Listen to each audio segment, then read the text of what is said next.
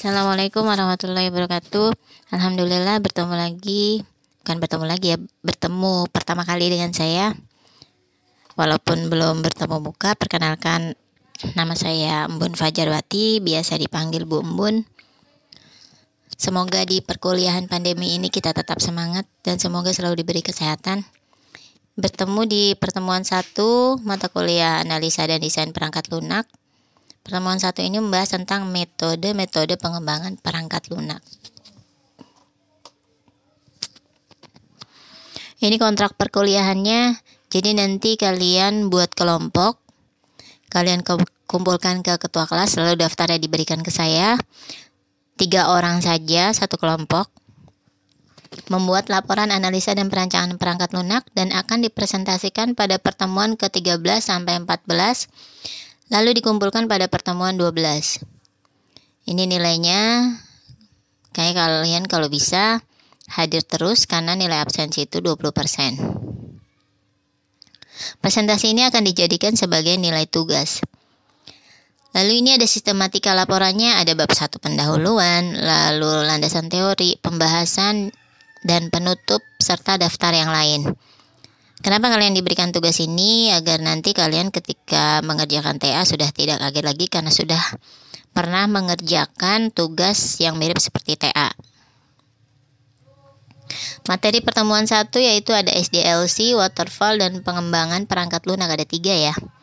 Yang pertama SDLC. SDLC ini adalah suatu metode pengembangan sistem. Itu menurut Rosa dan Solahuddin. Jadi di dalam SDLC ini nanti akan ada banyak metode-metode yang kalian bisa pelajari, bisa diambil untuk mengerjakan TA dan untuk mengerjakan laporan yang tadi saya berikan.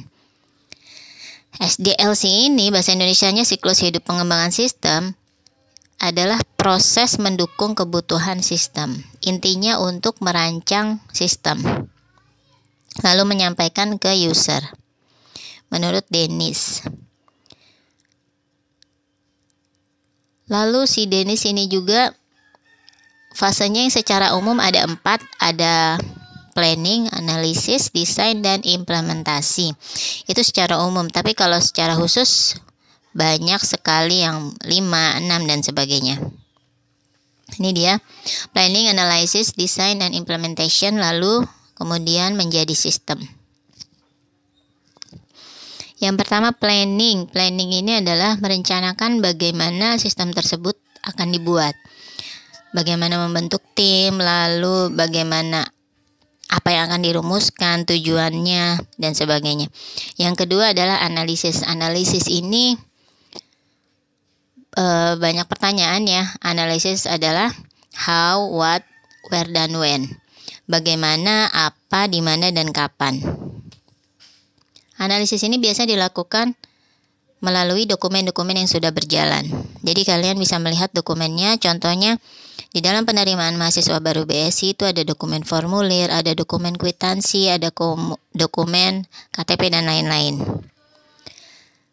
Lalu yang tahap ketiga adalah desain. Desain ini adalah merancang infrastrukturnya, merancang perangkat keras, perangkat lunak, merancang antarmuka, merancang laporan, program, dan file yang dibutuhkan. Desain ini biasanya menggunakan diagram-diagram UML atau Unified Modeling Language dan IRD untuk database-nya. Serta untuk interface itu desainnya bisa langsung ke perangkat lunaknya atau mungkin bisa menggunakan Visio. Yang keempat, implementasi. Setelah semua desain sudah dirancang, program sudah jadi, diimplementasikan ke perusahaan. Tahap ini adalah tahap yang paling panjang karena apa? Nanti akan banyak perubahan-perubahan sesuai yang dibutuhkan oleh si user.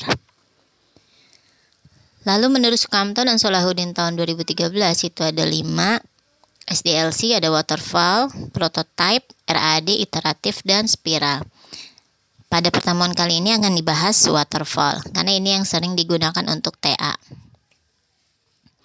Waterfall ini adalah metode pengembangan yang spesifikasinya tidak berubah-ubah, makanya cocok digunakan untuk TA.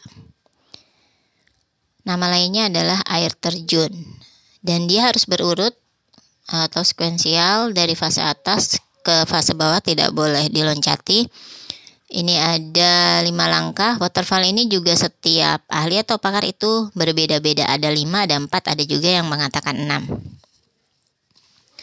Waterfall ini yang pertama analisa kebutuhan seperti yang tadi, menganalisa dokumen, lalu desain, merancang, interface antar muka, lalu jaringan dan sebagainya, coding. Yang selanjutnya pembuatan coding bisa menggunakan PHP, MySQL, lalu pengujian dan pemeliharaan. Pengujian nanti akan diberikan atau digunakan black box testing. Kita akan bahas tahap yang pertama dulu, yaitu analisa sistem penyewaan. Yang pertama ada halaman user dan halaman admin, biasanya 2 user tersebut. Halaman user ini, si user bisa ngapain aja sih di web sistem penyewaan? Yang pertama bisa login, lalu bisa pesan, bayar, dan konfirmasi, dan mencetak bukti pesanan. Itu yang dilakukan user yang ingin memesan atau menyewa. Yang kedua adalah halaman admin. Setelah si user melakukan pesan, pastinya si admin bisa melihat transaksinya dan bisa melihat pembayarannya. Lalu bisa mencetak laporan juga per bulan atau per tahun atau per hari. Admin juga dapat menginput atau mengelola harga, lalu data galeri dan data berita. Data galeri ini adalah barang-barang apa saja yang disewakan, lalu harganya berapa, dan data info ini bisa jadi nanti akan ada sale dan sebagainya. Yang kedua desain, tadi saya sudah katakan menggunakan UML untuk diagram-diagram seperti sequence, activity, dan use case. Yang selanjutnya adalah diagram IRD, ini untuk desain ke database atau table-tablenya. Yang ketiga coding, kalau web itu menggunakan PHP dan database MySQL, sedangkan yang desktop kalian bisa menggunakan VB, bisa menggunakan Java dan lain-lain, atau Android. Android ini mirip dengan Java juga. Yang keempat pengujian ini dilakukan black box testing. Black box ini menguji per button. Jadi contohnya kalian menguji button save, apakah betul sudah dapat menyimpan data dengan baik atau malah menghapus. Itu diuji ya masing-masing. Apakah betul sesuai keluarannya yang diinginkan atau tidak. Yang kelima pemeliharaan. Setelah diuji sistem sudah jadi dipelihara, mungkin saja nanti akan ada revisi-revisi atau perubahan ketika ditemukan kesalahan atau error. 2 keunggulan dari waterfall. Yang pertama, kebutuhannya dapat diidentifikasi secara lengkap sebelum program dibuat. Karena tadi dia mengidentifikasi secara berurut ya, menganalisa dahulu. Yang kedua, meminimalkan perubahan karena memang tidak boleh per langkah itu diloncati. Jadi perubahannya sangat minimal. Kelemahannya adalah desain harus penuhnya ditentukan sebelum program dimulai. Jadi karena memang tidak boleh diloncati, jadi desainnya harus kalian buat semua baru program bisa dikerjakan. Pengembangan perangkat lunak. Kenapa butuh pengembangan perangkat lunak? Salah satunya adalah untuk mengganti perangkat lunak lama yang memang tidak digunakan atau mungkin perlu penambahan-penambahan. Itu pengembangan perangkat lunak. Alasannya yang pertama adalah problem solving, dapat mengatasi masalah yang tadi saya bilang, mungkin ada sesuatu yang dibutuhkan, sesuatu yang baru.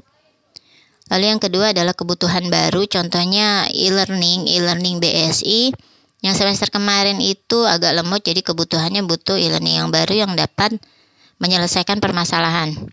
Yang ketiga, implementasi ide atau teknologi baru. Nah, digunakan teknologi baru yaitu MyBase di semester ini untuk memanfaatkan atau memberikan keunggulan dan peluang bisnis. Apa sih proses pengembangan perangkat lunak? Prosesnya adalah penerjemahan kebutuhan pemakai menjadi produk. Jadi kebutuhannya apa? Misalkan di supermarket yang tadinya menghitung si customer membeli lalu dihitung secara manual atau menggunakan pulpen dan kertas, maka diterjemahkan menjadi komputer dan dihitung secara otomatis. Prosesnya dapat mencakup desain, analisa desain, lalu coding, pengujian, instalasi, dan pemeliharaan seperti tadi yang sudah saya jelaskan di metode waterfall. Yang perlu diperhatikan adalah dalam pengembangan perangkat lunak, yang pertama apa persoalan yang harus dipecahkan. Jadi kalian harus tahu persoalannya apa dulu. Makanya kalau kalian mau membuat TA itu kalian harus tahu judulnya apa. Yang kedua, bagaimana perangkat lunak dibuat. Bagaimana perangkat lunak dibuat ini kalian dapat mendesain antar mukanya. Itu kalau di TA ada di bab 4. Lalu pengujian ini masih sama di bab 4 juga. Setelah dibuat, desainnya diuji, kemudian divalidasi. Validasi ini mencakup black box testing. Apa sih tujuan pengembangan perangkat lunak yang berkualitas? Bagaimana perangkat lunak itu dikatakan berkualitas? Yang pertama ini, apabila perangkat lunak tersebut memenuhi kebutuhan si user. Lalu baik itu fiturnya, antar mukanya, dan tidak berlebihan yang tidak digunakan jangan dibuat. Berfungsi dalam waktu yang relatif lama dan jarang berubah. Lalu ketika ada programmer baru yang ingin merubah program tersebut, itu tidak sulit dipelajari atau mudah dimodifikasi. Mudah digunakan dan tidak terlalu banyak fitur yang membingungkan seperti buttonnya atau mungkin rancangan layarnya terlalu banyak. Lalu dapat membangun sesuatu yang lebih baik. Lebih baiknya mungkin tadinya e-learning yang lemot, sekarang sudah tidak. Perangkat lunak dikatakan gagal apabila yang pertama user tidak puas. Tidak puas, yang tadinya lemot masih lemot juga. Yang kedua banyak kesalahan. Ketika saya klik button ternyata nggak bisa atau mungkin fungsinya berbeda. Yang ketiga sulit dimodifikasi. Sulit dimodifikasi itu tadi yang saya ceritakan jika ada programmer yang baru. Yang keempat sulit dioperasikan. Tadi jika terlalu rumit ya, baik interface-nya ataupun button-buttonnya. Dan yang kelima menghasilkan sesuatu yang tidak dikehendaki, itu tadi. Kalau yang tidak dibutuhkan dibuat dan tidak diperlukan itu tidak bisa lagi. Ini latihan soal pertemuan 1, kalian kerjakan, lalu jawabannya kalian tulis di MyBase atau mungkin komen di YouTube boleh. Ini nomor 1, lalu nomor 2, nomor 3, 4, dan nomor 5. Sekian penjelasan dari saya. Setelah ini kalian bentuk kelompok, masing-masing kelompok 5 orang, dan tolong dikumpulkan ke ketua. Saya akhiri dulu, mudah-mudahan materi saya bermanfaat. Assalamualaikum warahmatullahi wabarakatuh.